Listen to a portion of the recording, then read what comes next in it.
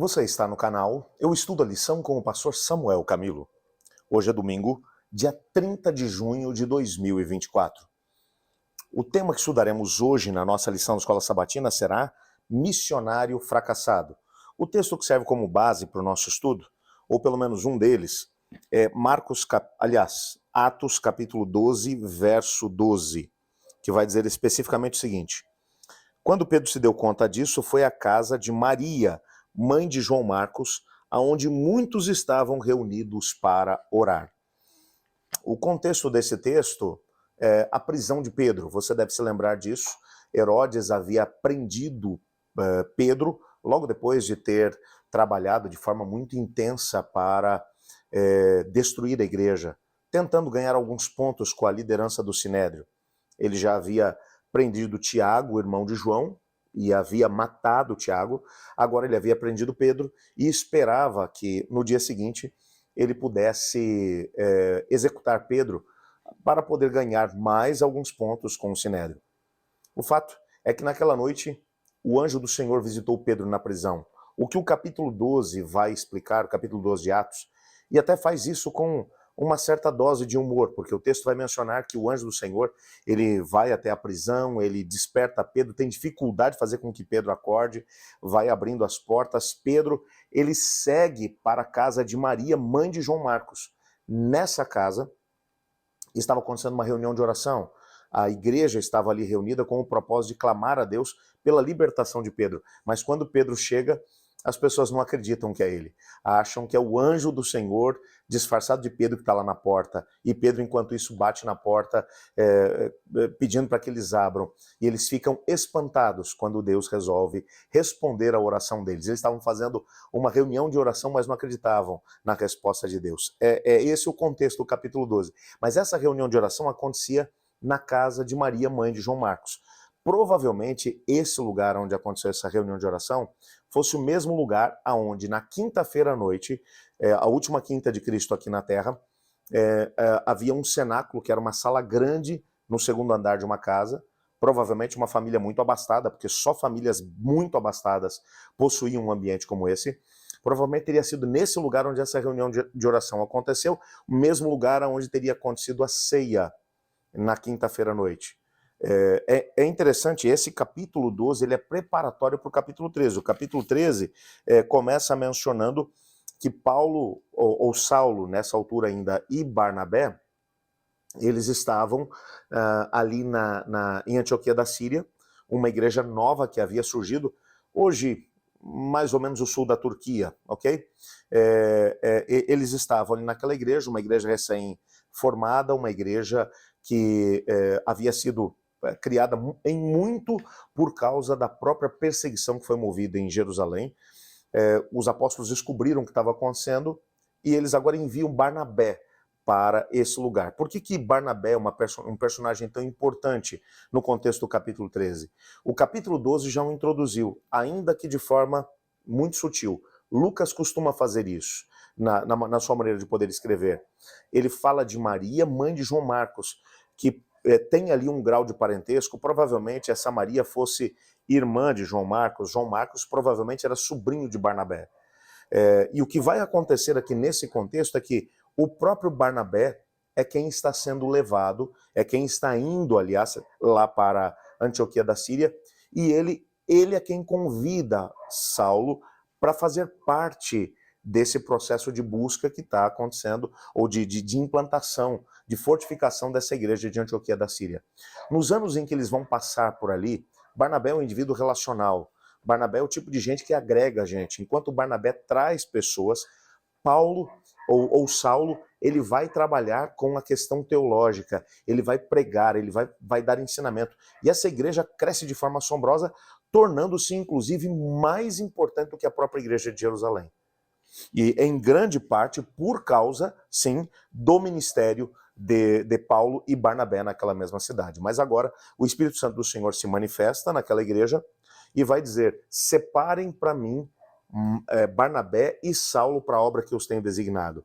É o Espírito Santo quem os envia agora com o propósito de fazer com que eles, de alguma forma, conseguissem plantar novas igrejas. Eles saem agora para o mundo gentílico. Nessa altura, Barnabé vai trazer junto com Saulo João Marcos. Essa informação é muito importante. João Marcos é ainda muito jovem quando ele é trazido para essa missão. É uma missão que, num primeiro momento, está sendo dirigida por Barnabé. Você percebe nitidamente, pelo contexto do capítulo 13, que a primeira parte da viagem é Barnabé quem vai dizer, ó, nós vamos seguir para aqui, vamos para lá. Barnabé, inclusive, é quem vai mencionar que eles vão para a ilha de Chipre. Barnabé era natural de Chipre. Barnabé, ele quer ir até Chipre, porque aquela é a sua terra natal, ele quer pregar o evangelho ali. Como já mencionei, Barnabé é um indivíduo relacional, é um indivíduo manso, tranquilo, ele agrega gente. Quando eles chegam ali em Chipre, eles começam a pregar para o procurador romano que ali se encontra. Ele está muito interessado naquilo que eles falam. Mas há um judeu que pratica artes mágicas que, enquanto o Barnabé e o Saulo pregam, ele, depois que a mensagem é pregada, ele tira do coração do procurador essas coisas. Saulo vai aguentando durante um tempo e Saulo, ele toma agora uma iniciativa. Ele se aproxima daquele indivíduo e diz, como você tem tirado o conhecimento de Cristo dos olhos do procurador, então agora você vai ficar cego. E o indivíduo ficou cego. Nisso, Saulo vai olhar para o procurador e vai dizer, e você, vai aceitar Jesus ou não? E o procurador na hora aceitou a Jesus, você imagina aqui a cena. E o evangelho começa agora a crescer de forma tremenda ali em Chipre. Entretanto, nesse meio tempo, o que vai acontecer é que Saulo, ele vai tomar a dianteira na viagem missionária. Agora, esse é o momento em que há uma troca. Até aqui, quem está dirigindo a viagem missionária é Barnabé. A partir desse momento é Saulo. E Saulo tem outra ideia a respeito da questão de plantação de igreja. Saulo, ele está preocupado, em grande medida, com aquilo que tinha sido a razão do seu chamado. Quando Ananias o havia encontrado e dado o recado de Deus para ele, o recado era, você é um vaso escolhido para pregoar a respeito do meu reino para os gentios. Você é um vaso escolhido para levar a mensagem para os gentios. E ele não queria ficar apenas nas colônias judaicas.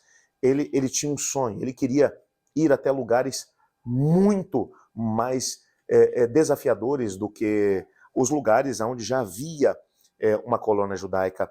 E ele vai agora seguir para a região da Galácia, uma região difícil, uma região ainda também no sul da Turquia, hoje atual sul da Turquia.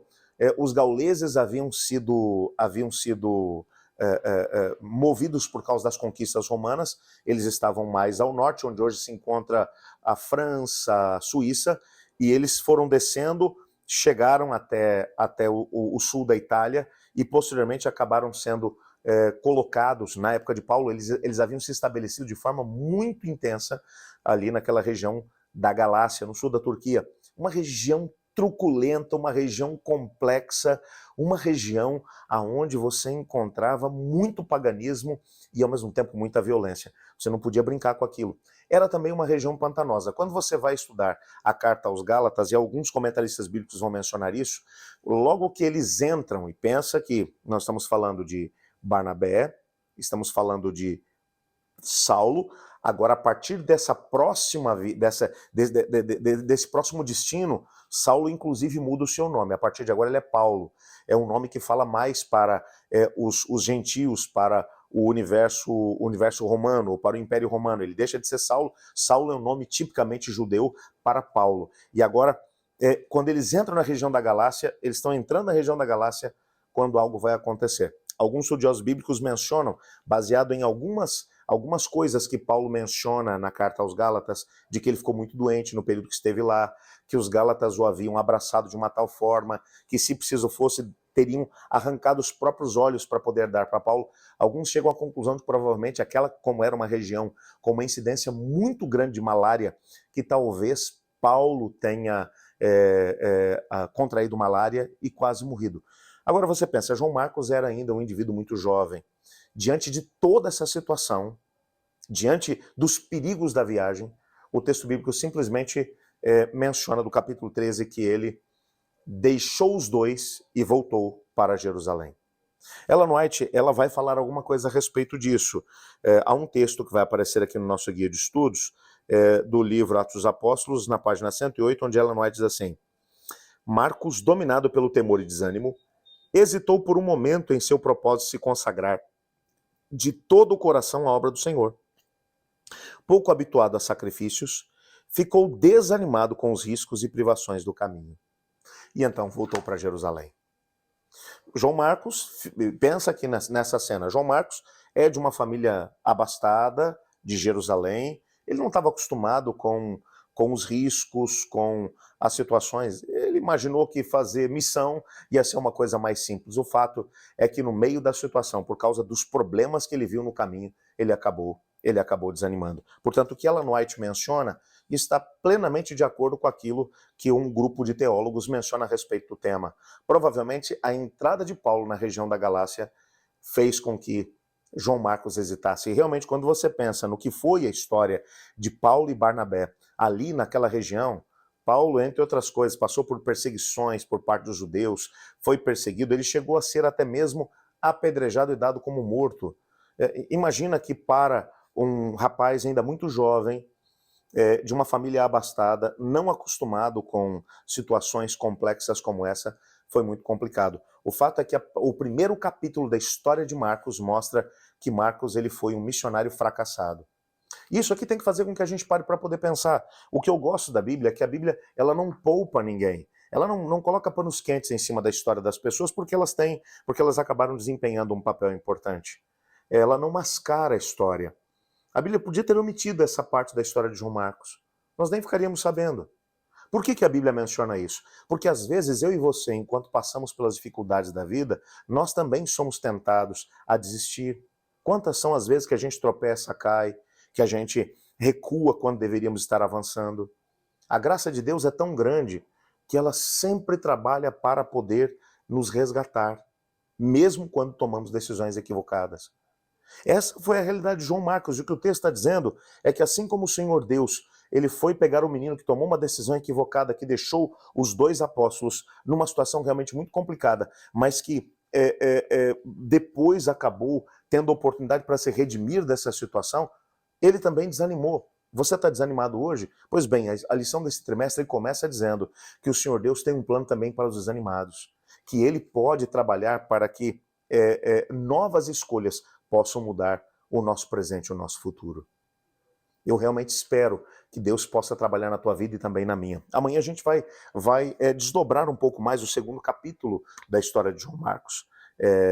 O tema que estudaremos será Segunda Chance. Vai valer a pena. Mas antes disso, eu quero orar junto com você. Se eu estou falando hoje para alguém que talvez passou por algumas situações difíceis na sua vida, que acabou desistindo em determinado momento da sua caminhada, eu quero orar por você e pedir que o Senhor Deus te ajude a tomar decisões melhores, que te tragam para mais perto do Senhor. Ore comigo. Obrigado, Pai, por tua palavra e pela certeza que temos de que o Senhor nos ama, tem planos para a nossa vida. Às vezes nós tomamos decisões erradas, como o jovem João Marcos. Mas obrigado porque o Senhor não desiste de nós. Eu estou orando agora com esse irmão, com esse amigo, que talvez tenha tomado decisões erradas, que talvez até tenha se afastado do seu caminho. Eu te peço que tome essa pessoa pela mão agora e traga de volta, como fez com João Marcos. Pois em nome de Jesus que oramos. Amém. Eu estudo a lição. E você?